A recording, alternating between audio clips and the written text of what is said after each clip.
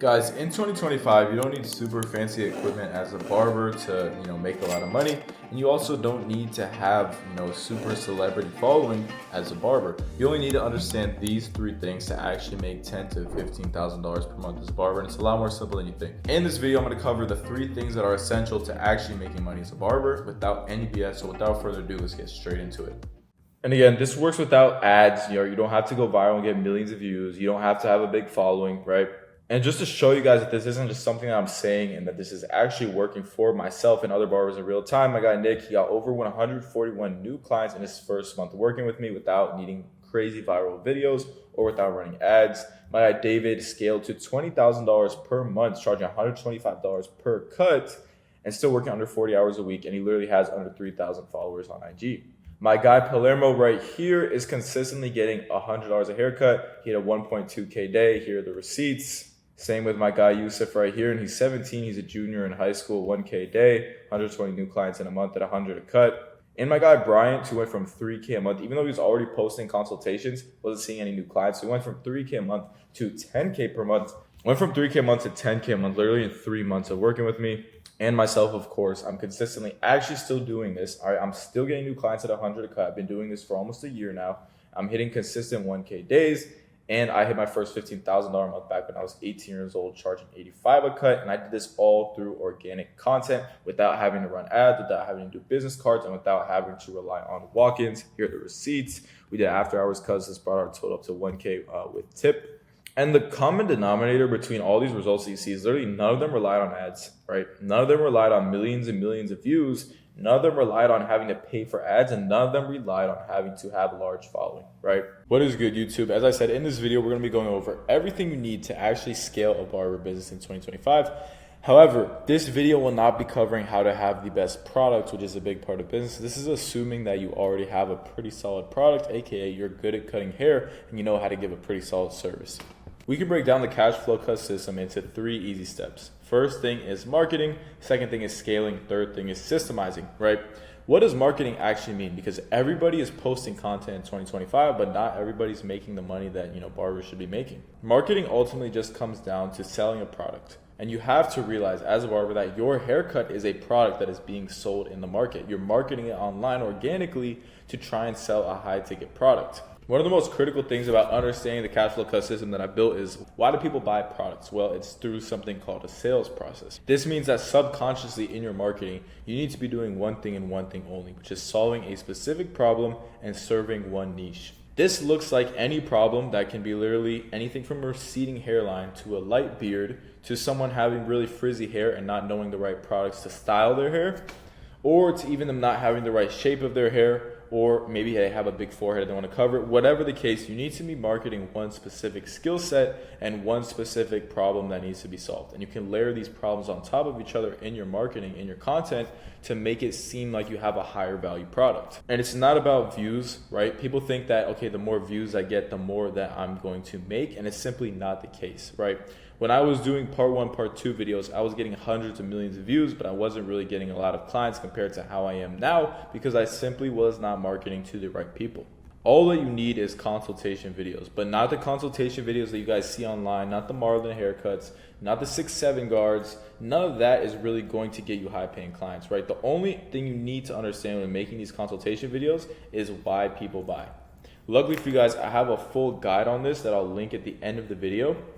That's going to break down in detail exactly how to make consultation videos. What you must understand with marketing is that you are going to attract whatever you market. If you make brain rot videos, sure, you might get a lot of views, but are those people actually high paying clients? The second mistake that barbers make is they want to market to everyone. They want to show that they're versatile, so they end up showing 10 different skill sets. And then as someone that's looking to book a haircut appointment, you can't even tell what haircut they specialize in or what skill set they're really good at. At the end of the day in business, people will always pay more for a specialist. That's why you go to a specialist when you have a specific issue and you end up paying a lot more because that person specializes in one specific skill set.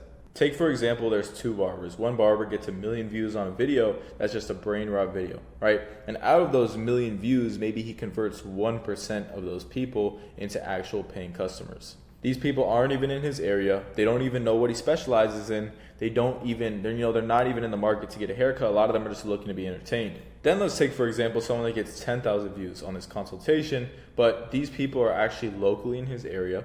They're all looking for the same haircut, or they all have a specific problem. They have flat hair and a big forehead, and they're looking for someone to solve this for them. This person is going to end up converting a lot more and gaining a lot more new clients off that video that didn't get a fraction of the views. And this is why in 2026, it is so important to actually market the right way as a barber, because the whole market is flooded with content. So in order to stand out, you must actually understand how this stuff works, and you can't just go about it by copying and expecting somebody else's video to magically work for you. You have to build some type of system that's personalized to you, your area, your niche, your goals, and your clientele. Once you get to around the 8 to 10K a month mark, that's when you should have scaled, right? When we think about scaling a barber business, the first question that comes to mind is, how do I scale? What does scaling even mean? Scaling means that we're actively looking to increase the income of our barber business, right? And the only way we can do this is there's really one of two ways, right? Either you do more haircuts or you charge more. I don't know about you guys, but I don't want to stay in the shop. Any barber that's staying in the shop for more than 40 hours a week is actually losing money. Because a lot of people treat barbering like a blue collar job, working really long hours, getting a base pay, and they think they're making a lot of money, but they sacrifice freedom. Because working long hours while making $40 or $50 an hour, yeah, you might be making 10K a month, but you're working, 50% more than the average working person who only does 40-hour weeks. So at the end of the day, are you really making a lot of money or just working really long hours? Now, the way we fix this within cash flow barbering is we don't focus specifically on doing more volume. We focus on maximizing the amount of profit per hour. This involves attracting high-paying clients. Now, everyone always has the question, are people actually going to pay? How are you ever going to find enough people to actually pay for a high-ticket price? Well, I'll put it into perspective like this. My client Yusuf is 17 years old. He's a high schooler, and he just did $10,000 last month doing 100 haircuts, charging $80 a haircut. On average, he is getting $100 per haircut, 25 haircuts a week. He only needs to find 25 people per week to make $10,000 per month cutting hair. The average barber that's charging 40 has to do more than double that. So not only is Yusuf able to win his time back and only have to do 25 cuts a week, but he has all this free time to later systemize, which we'll get into. Scaling is all about numbers and cold hard data. Right? We focus on aggressive price increases so that we can actually scale our income without having to work more, because the goal is to be working less and making more. I'd rather have a client do 10 haircuts a week charging $100 than do 20 haircuts a week charging $40, because at the end of the day, they're going to be working twice as long for less money. Your goal as a barber should not be to make as much money as possible, but to build freedom, because at the end of the day, money is a tool for freedom, right? If we're in the shop 70 hours a week, and we're making 10K a month, it's not really a flex, to be honest, because you have no freedom, you have no time. Plus, the barber that's always in the shop, always cutting, always working, has no time to actually grow the business. They don't understand the difference of working in the business versus on the business. So again, it all goes back to numbers. It's not about how you feel. It's not about how much you feel like you're worth charging. It's not that you cut a celebrity and all of a sudden you can raise prices. It's not that you got a lot of followers and you feel like you can raise prices. It's about cold, hard data. It's about the systems that we use. That's why we do aggressive price increases by $15 to $30 at a time. Anything less than this really isn't going to drive the business forward, because the whole goal of a price raise is to lose clients so that we can make more money. A lot of people get confused on this. A lot of people feel like this is backwards. Let me explain. When scaling a business, a barber business, new client flow is the number one most important metric that we can track. How many new clients are coming into the business over a span of 30 days, right? Because these new clients are going to decide how fast our business grows. So much so that sometimes we must lose current clients to make space for new high-paying clients.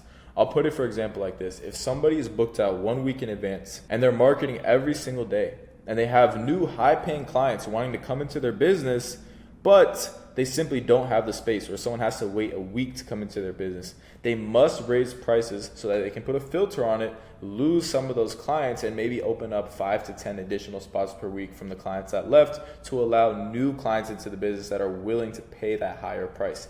This is how we scale. We replace the current price clients with new higher paying ones. Because at the end of the day, your priority as a barber should not to have a loyal clientele. It should not to be the most busy. It should not be to be far booked out in advance. And your priority shouldn't really be to get a lot of followers at all. As business owners, our goal is to increase our income, and therefore the priority as a barber, if you want to make money in 2026, needs to be scaling your business and increasing your income while working as little hours in the shop as possible. And this is going to come from getting as many new high-paying clients into the business as humanly possible. That's why it's so important to have momentum. A lot of people want to just wait and keep doing the same things over and over and over and over and magically expecting their business to somehow change. They magically expect that they're going to wake up the next day and hit 10K a month. But you have to start doing big risks, big jumps, and you have to start doing things different in your business in order to get a different result. Once you get that proof of concept and you get momentum, it's important not to play on defense. You want to play on attack. So many people are in the position where they're able to raise prices and they're simply too scared because they keep having this recurring fear of they're not ready. They don't want to lose clients. But the barbers that come out on top understand that momentum wins business. They understand that if you just did a price raise and you still have new clients coming in, you need to capitalize on that opportunity, because every new client lost that goes to another barber is money lost. So play on attack in business. Don't always be playing defense. And the last step to running a successful 20K a month barber business is systemizing. This is where the big dogs come out, because anybody can scale to 10K a month and hit 10K one time by absolutely slaving away and just grinding. But not everyone is smart enough to leverage their time and to systemize their business to automate itself and consistently do 15 to 20K per month like the top 1%. And this is what separates the hustlers from the business owners. In order to go from 10K a month to 20K a month as a barber, the one concept you must understand is that you don't need to work harder. All right, we're past that. We're past the grind phase. We're past the hustling. Now it is not about how hard you can work, but how much you can leverage your time.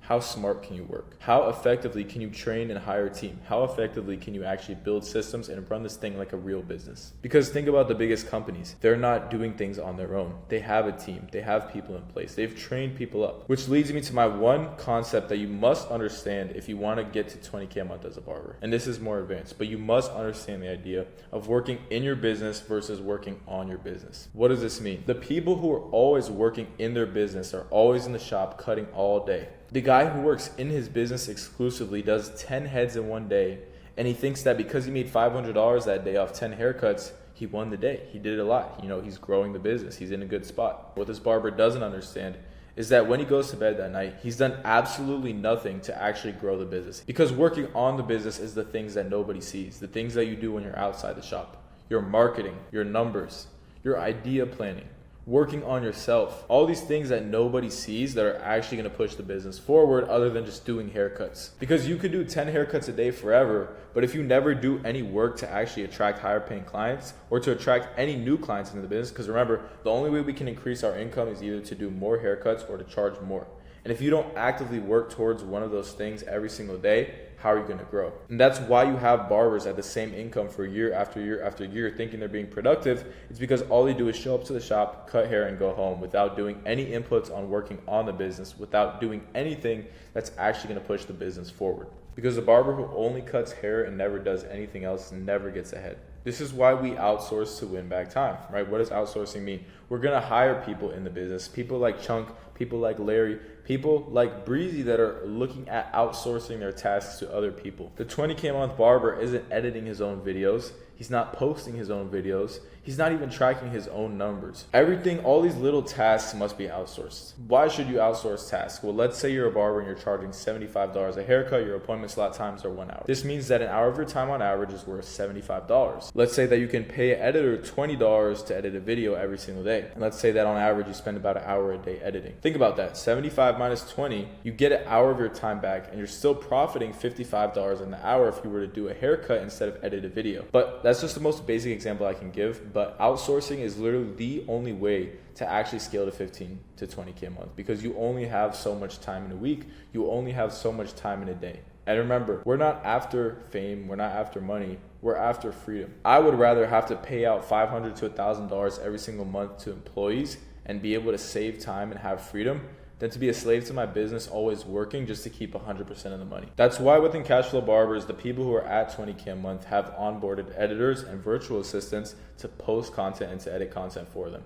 Because ideally, you go to the shop, you record content, do your haircuts, and then when you get home, the entire marketing process should automate itself. But you can never get there if you don't know how to do this yourself, because you'll be training and hiring a team, a skill that almost zero barbers possess. And until you can understand how to do things yourself, post every single day, improve your marketing. You can never hold any employees to that standard. The last thing that nobody talks about on how barbers are actually making $20,000 per month is that they're leveraging their brands, they're leveraging their social media to make other sources of passive income from the things that they were already doing.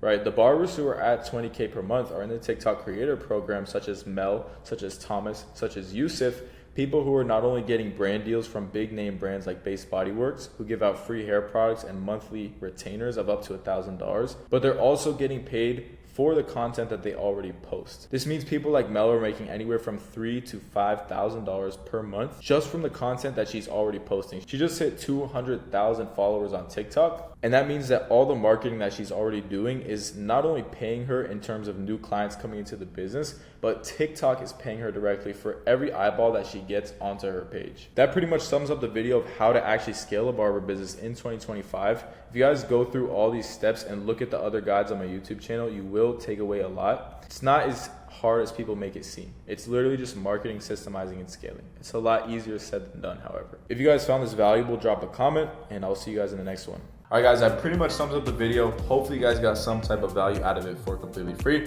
As you know, Mel and the other people we've worked with have got results by working one-on-one with me directly. So if you guys want to see how we can implement all these strategies directly into your business, go ahead, check the link in the bio, and go ahead and book a call with us. You guys already know the results, and we'll see you in there.